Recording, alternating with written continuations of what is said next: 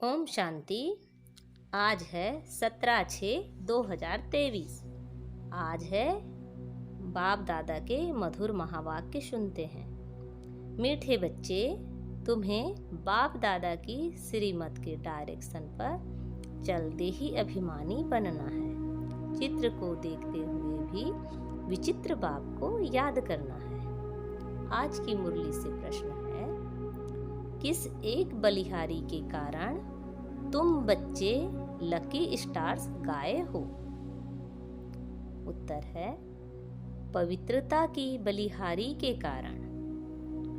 तुम इस अंतिम जन्म में पवित्र बन भारत को पवित्र बनाने की सेवा करते हो, इसलिए तुम लकी स्टार्स देवताओं से भी ऊंच हो। तुम्हारा यह जन्म हीरे जैसा है। तुम बहुत उच्च सेवाधारी हो। ब्रह्मा की आत्मा इस समय श्री कृष्ण से भी ऊंच है, क्योंकि वह बाप की बनी है। श्री कृष्ण तो प्रारब्ध भोगते हैं। आज की मुरली में गीत बजा है, आने वाले कल की तुम तस्वीर हो। ओम शांति। बाप कहे बच्चों प्रति, बाप भी निराकार, बच्चे भी निराकार हैं, परंतु यह जो साकारी चोला लिया है, इनसे पार्ट बजाना है। ऐसे पार्ट बजाने वाले बच्चों से बाप कहे, अब देही अभिमानी बनो, अपने को आत्मा निश्चय करो। ऐसे ना कहो अहम आत्मा सो परमात्मा। यही तो तुम बाप को 84 जन्मों के चक्र में ढकेल देते हो। अपने को बाप समझ 84 जन्मों के चक्र में डाल दिया है। यह कहने से तुम रसातल में चले गए हो। बेड़ा डूबना शुरू हुआ। अब तुमको श्रीमत मिलती है। बच्चे जानते हो, 2 मत गाई हुई है। एक है श्रीमत, यही भगवान की श्रीमत अर्थात बेहद बाप की मत है। उन्होंने श्री कृष्ण का नाम डाल दिया है, वह तो रॉन्ग है। श्री कृष्ण को बाप नहीं कह सकते। बाप होते हैं 3, एक ऊंचते ऊंच परमपिता परमात्मा, आत्माओं का बाप। दूसरा है प्रजापिता ब्रह्मा, इनको परमपिता नहीं कहेंगे, यह तो प्रजा का पिता हो गया।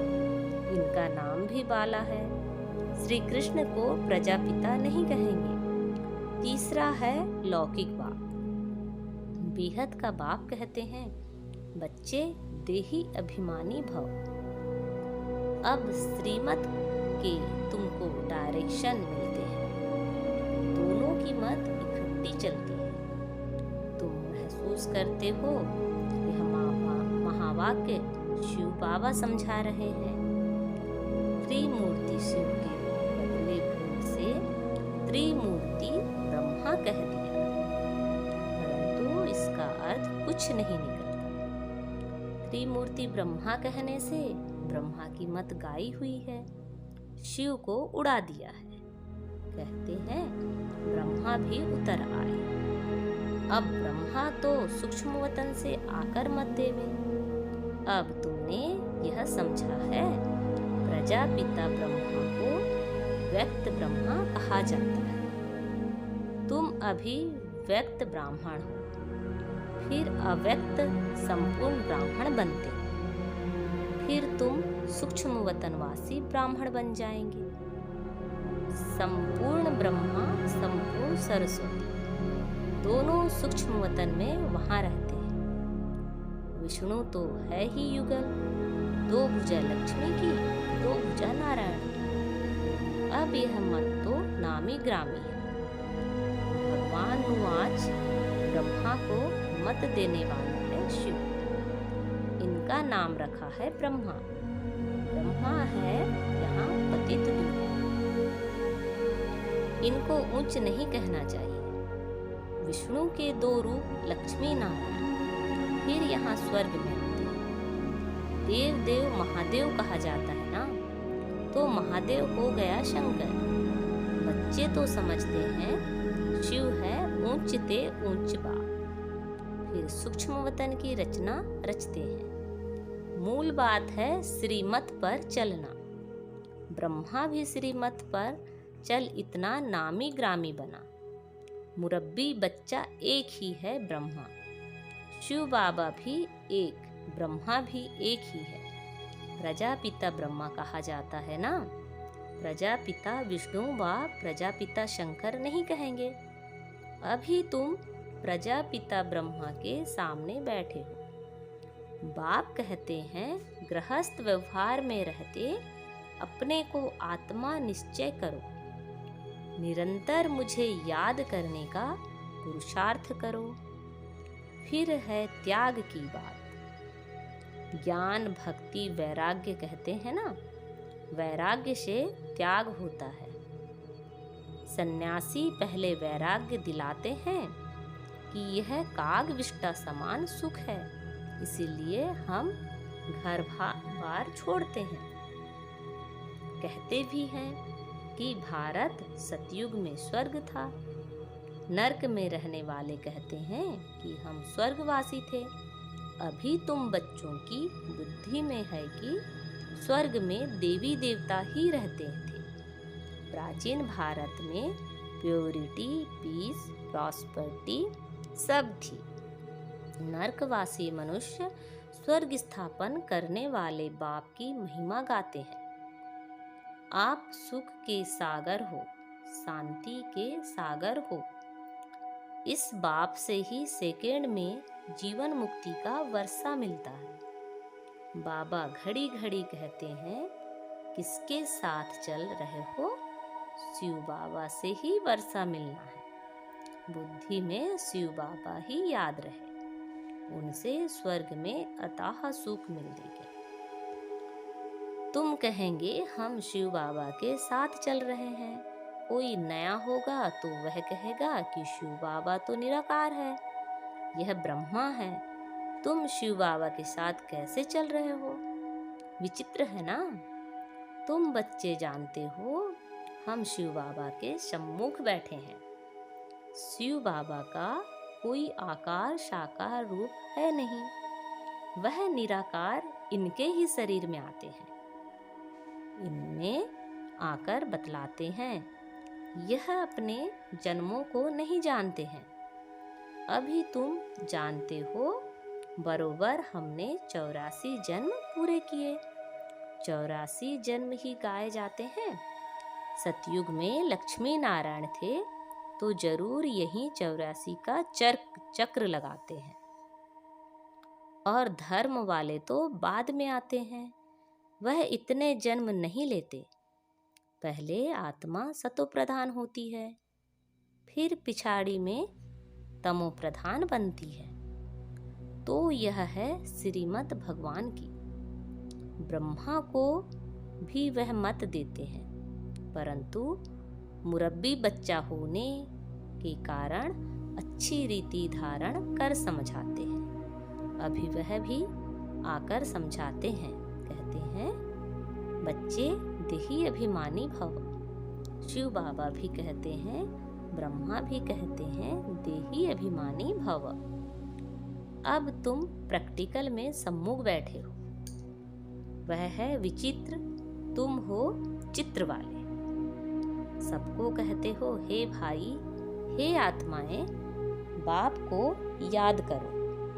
आत्माओं से बात करते हैं, एक दो को सावधान कर उन्नति को पाओ। यह ब्रह्मा के तन द्वारा बाप कहते हैं। मुझ बाप को याद करने से स्वर्ग का वर्षा मिलेगा। इन भूतों के वश नहीं होना। पहला नंबर है अशुद्ध संस्कार। बॉडी कॉन्शियसनेस छोड़ दो, सोल कॉन्शियस बनो। भाई भाई हो तो जरूर बाप भी होगा। ब्रदर्स सिस्टर्स का भी बाप हो गया ब्रह्मा। ब्रदर्स का बाप है निराकार, यह है साकार।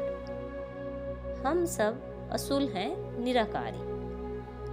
फिर पाठ बजाने आते हैं, यह श्री श्री शिव भगवान नुआच। श्री कृष्ण की आत्मा तो सतयुग में थी, वह इस 84वें जन्म में बाप की आकर बनी है, तो श्री कृष्ण की आत्मा से भी यह अच्छी हुई ना, क्योंकि इस समय सेवा करते हैं। श्री कृष्ण की आत्मा तो सिर्फ प्रारब्ध भोगेंगी, तो दोनों में कौन बड़ा कौन ऊंच हुआ? 84 जन्म में जो पहला जन्म वाला श्री कृष्ण है वह ऊंच या इस जन्म वाला ब्रह्मा ऊंच?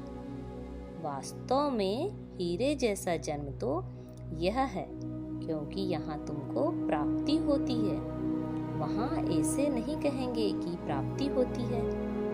इस समय ही तुमको सारी प्रॉपर्टी मिलनी है।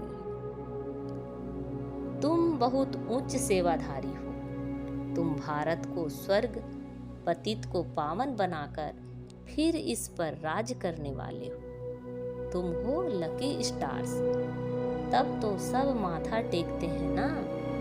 यह सारी पवित्रता की बलिहारी है। इसलिए बाप कहते हैं काम महाशत्रु है। जिसने तुमको अपवित्र बनाया उनको जीतो।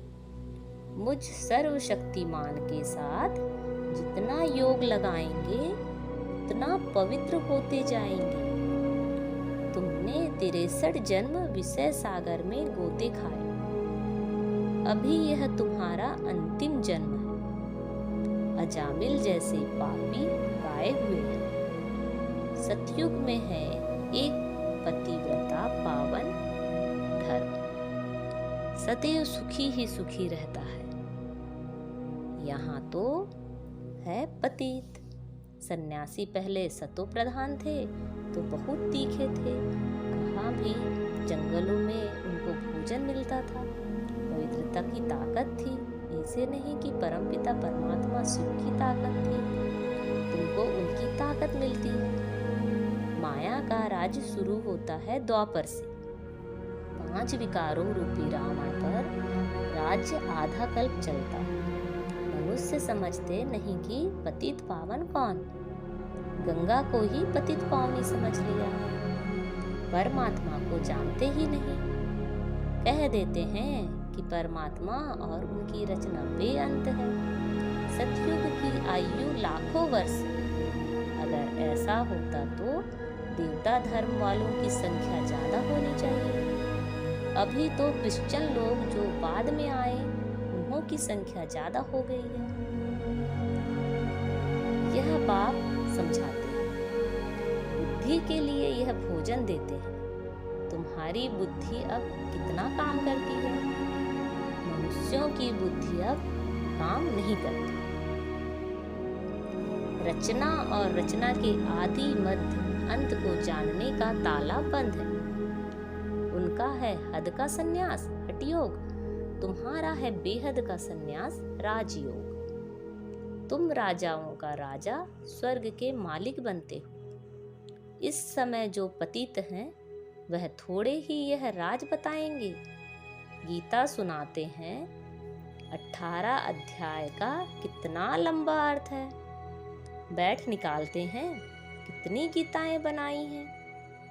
सबकी अपनी अपनी मत है। गीता को समझ नहीं सकते। श्री कृष्ण भगवान ही नहीं, फिर गीता को समझे कैसे? कुछ भी समझते नहीं। अभी तुम जानते हो वह सब हैं ही भक्ति मार्ग के। 5 भूतों ने अजामिल जैसा पापी बना दिया है। नंबरवार तो होते ही हैं, एक जैसे तो होते नहीं। समझाया जाता है भगवान एक है, वह आकर राजयोग सिखलाते हैं। लक्ष्मी नारायण और उनकी डिनास्टी तमो प्रधान से सतो प्रधान बन रही है। वर्ल्ड की हिस्ट्री ज्योग्राफी फिर से रिपीट होनी है। पहले तो निश्चय चाहिए। बाबा बस अब हम तो आपकी ही श्रीमत पर चलेंगे। तुम बच्चों की तकदीर जग रही है। तुम विश्व के मालिक बनते हो और सबकी तकदीर सोई हुई है। बहुत दुखी हैं।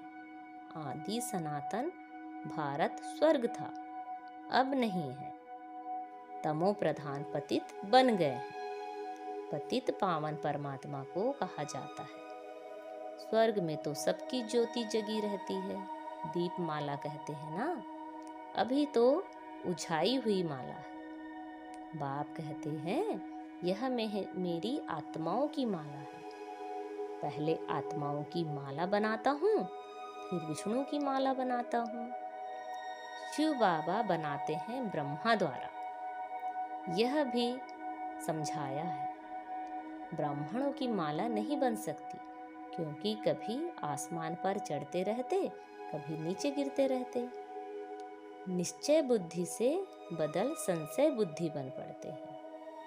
आज पक्के ब्राह्मण हैं, औरों को आप समान बनाते हैं, कल शूद्र बन जाते हैं। इसलिए शिव बाबा कहते हैं ब्राह्मणों की माला बन नहीं सकती। तुम पुरुषार्थ करते हो, रुद्र माला बनेंगे। इसलिए योग लगाना है। योग पूरा होगा तो बुद्धि रूपी बर्तन पवित्र होगा, तो धारणा भी होगी। बाप को याद करने से तुम वर्षा लेते हो। तुम्हारी आंख वर्षे में चली जाती है। लौकिक बाप के बच्चे भी वर्षे में नजर रखते हैं। कोई कोई बच्चे कहते हैं यह बूढ़ा कब मरेगा तो हमको मिल्कियत मिलेगी। कोई कोई बाप ऐसे मनहूस होते हैं जो बच्चों को कुछ देते ही नहीं, स्त्री को घर खर्च भी नहीं देते। बाप कहते हैं कि मूल बात है निश्चय बुद्धि बनो। तुमने विचित्र का हाथ पकड़ लिया है। इस चित्र द्वारा कहते हैं मुझे याद करो। तुम्हारी जिन्न जैसी बुद्धि होनी चाहिए। शिव बाबा परमधाम में रहते हैं।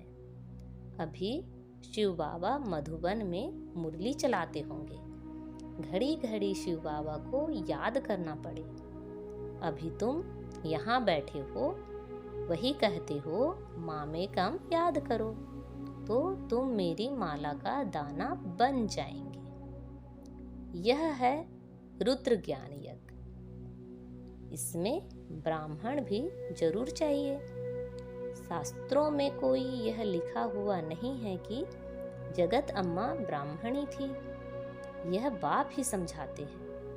परंतु माया भी बड़ी तीखी है। निश्चय होते होते माया फिर झट संशय में ला देती है। फिर श्रीमत लेने के लिए बुद्धि चलती नहीं है। उनका पद भी भ्रष्ट हो जाता है। चढ़े तो चाखे वैकुंठ रस, गिरे तो चकनाचूर। प्रजा में जो भी कम पद, तुम हो लकी ज्ञान सितारे। तुम्हारे ऊपर बहुत रिस्पॉन्सिबिलिटी है। बाबा कहते हैं खबरदार रहना, विकार में नहीं जाना। तुम्हारा धंधा है पतित को पावन बनाने का। कोई को भी दुख मत दो, सदा सुखी बनाना है। बाप बच्चे बच्चे कहकर समझाते हैं, फिर भी बुजुर्ग हैं। इनकी आत्मा को भी बच्चा कहेंगे। यह आत्मा भी उनको बाप कहती है। कदम कदम श्रीमत पर चलना है। सेंटर्स सब शिव बाबा के हैं, किसी मनुष्य के नहीं। शिव बाबा ही इन द्वारा स्थापना कर रहे हैं। अच्छा, मीठे मीठे शिखी लदे बच्चों प्रति मात पिता बाप दादा का याद प्यार और गुड मॉर्निंग। रूहानी बाप की रूहानी बच्चों को नमस्ते। हम सब रूहानी बच्चों की रूहानी बाप दादा को याद प्यार, गुड मॉर्निंग और नमस्ते। आज की मुरली से धारणा के लिए मुख्य सार है। पहला पॉइंट, बुद्धि को रोज ज्ञान का भोजन दें, शक्तिशाली बनाना है। योग से बुद्धि रूपी बर्तन पवित्र बनाना है। दूसरा पॉइंट है, हमने विचित्र बाप का हाथ पकड़ा है। इस निश्चय से घड़ी घड़ी बाप को याद करना है। कोई को भी दुख नहीं देना है। आज का वरदान है हम बच्चों के प्रति।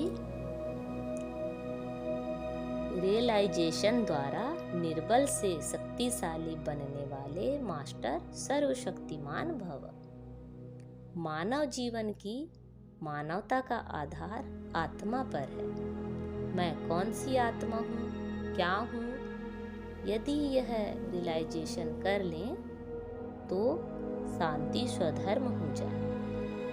मैं श्रेष्ठ आत्मा हूँ, सर्वशक्तिमान की संतान हूँ। यह रियलाइजेशन निर्बल से शक्तिशाली बना देती है। ऐसी शक्तिशाली आत्मा व मास्टर सर्वशक्तिमान आत्मा जो चाहे जैसे चाहे वह प्रैक्टिकल कर सकती है। आज का स्लोगन है, जो मनसा महादानी है वह कभी भी संकल्पों के वश नहीं हो सकती। जो मनसा महादानी है वह कभी भी संकल्पों के वश नहीं हो सकते। अच्छा, ओम शांति।